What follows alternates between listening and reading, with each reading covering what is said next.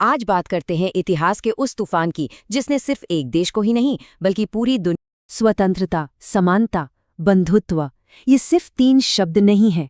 ये वो आइडियाज हैं, फ्रांसीसी क्रांति की वो गूंज है जो आज भी दुनिया भर के संविधानों और आंदोलनों में सुनाई देती है। लेकिन सोचने वाली बात यह है कि ये जो इतने खूबसूरत विचार हैं, जो आज हमें इतने नॉर्मल लगते हैं, इनकी पैदाइश इतिहास के सबसे हिंसक और उथल-पुथल भरे दौर में हुई थी। तो सवाल उठता है, कैसे? आखिर ऐसा क्या हुआ था कि इन महान आदर्शों को जन्म देने के लिए इतना खून खराबा जरूरी हो गया? चलिए इसी गुत्थी को सुलझाते हैं। तो चलिए कहानी शुरू करते हैं साल 1774 से। उस वक्त फ्रांस की गद्दी पर बैठे लुई 16वें। अब देखिए, फ्रांस का साम्राज्य बाहर से तो बड़ा आलीशान दिखता था, लेकिन अंदर से वो एक दीमक लगे महल जैसा था जो कभी भी ढह सकता था। लुई 16वें को विरासत में क्या मिला? एक खाली खजाना। वर्साए के महल की शानो शौकत और लगातार लड़ाइयों ने फ्रांस को बिल्कुल कंगाल कर दिया था। और तो और, जब फ्रांस ने ब्रिटेन के खिलाफ अमेरिका की मदद की ना, तो उस पर 10 अरब लिवरे का कर्ज और चढ़ गया। कुल मिला के हो गया 12 अरब लिवरे। सोचिए कितनी बड़ी रकम होगी ये उस जमाने में। लीवरे, आपको बता दें, उस वक्त फ्रांस की करेंसी हुआ करती थी, और यही पहाड़ जैसा कर्ज संकट की सबसे पहली और सबसे बड़ी वजह बना। लेकिन देखिए, पैसों की कमी से भी एक बड़ी प्रॉब्लम थी, और वो थी समाज का बंटवारा।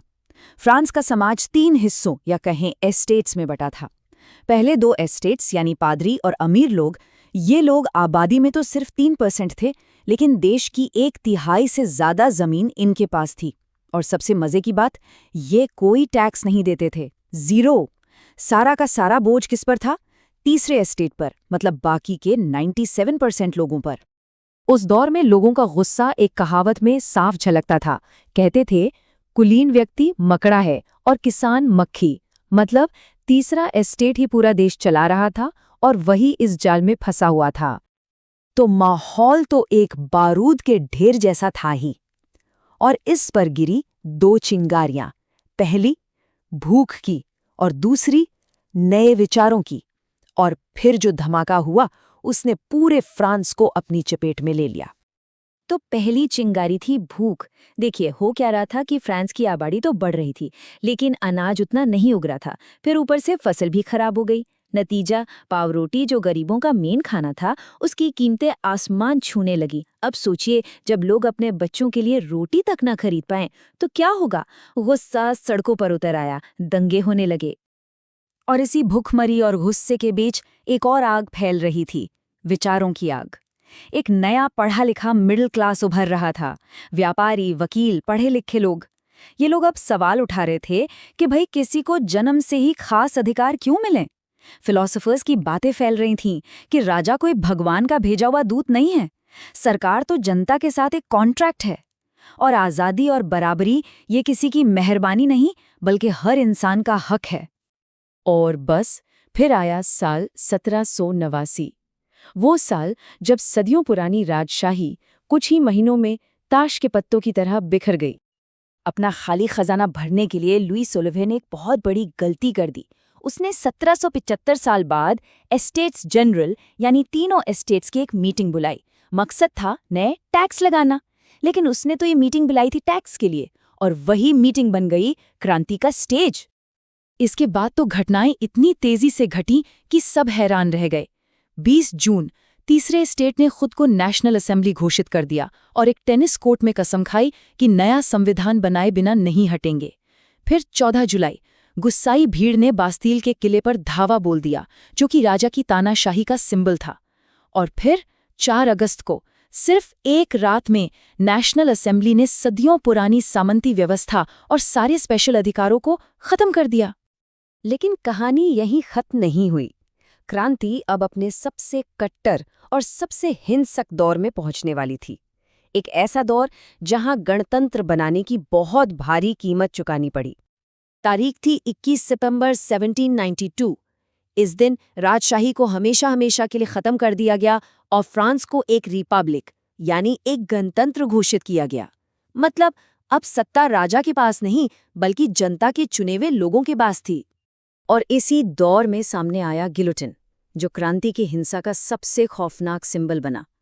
जनवरी 1793 में तो कुछ ऐसा हुआ जो किसी ने सोचा भी नहीं था।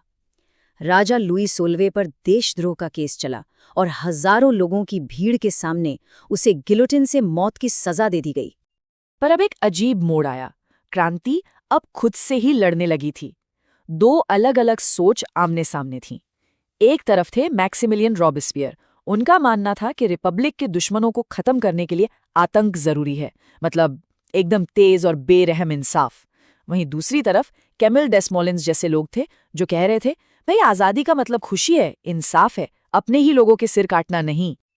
और जीत हुई रोबेस्पियर की सोच की। 1793 से 1794 फ्रांस ने देखा आतंक का राज। सिर्फ एक साल में गणतंत्र का दुश्मन होने के शक पर ही हजारों लोगों को गिलोटीन पर चढ़ा दिया गया। इनमें वो लोग भी शामिल थे जो खुद क्रांतिकारी थे, बस रोबेस्पियर से सहमत नहीं थे। एक कहावत है कि क्रांति अक्सर अपने ही बच्चों को खा जाती है। रोबेस्पियर के साथ भी ठीक यही हुआ। लोग उसकी क्रूरता से इतने तंग आ गए कि उसके अपने ही साथियों ने उसे गिरफ्तार कर लिया और जुलाई 1794 में उसे भी उसी गिलोटिन पर चढ़ा दिया गया। और इसी के साथ आतंक के उस खूनी दौर का अंत हुआ। तो ये जो एक दशक की पूरी उथल-पुथल थी, इसने आतंक और जंग तो जरूर दिए, लेकिन इसी ने मॉडर्न दुनिया की नींव भी रखी। आतंक के राज के बाद फ्रांस में एक डायरेक्टरी सरकार आई, लेकिन वो बहुत कमजोर थी। और क्रांति के बाद जो ये पॉलिटिकल खालीपन बना था ना, उसे भरा एक मिलिट्री जनरल ने, जिसका नाम था नेपोलियन बोनापार्ट। और 1804 में उसने गणतंत्र को खत्म किया और खुद को फ्रांस का सम्राट घोषित कर दिया। हाँ, नेपोलियन के आने से क्रांति तो खत्म हो गई, लेकिन उसके आइडियाज वो हमेशा के लिए जिंदा रह गए। राजाओं का वो डिवाइन राइट वाला कॉन्सेप्ट हमेशा के लिए खत्म हो गया। दुनिया को एक मॉडर्न नेशन स्टेट का आइडिया मिला। और सबसे बड़ी बात, मानव और नागरिक अधिकारों की घोषणा ने पूरी दुनिया को एक नई राह दिखाई। पता है, इस आग की लपटें भारत तक भी पहुंची।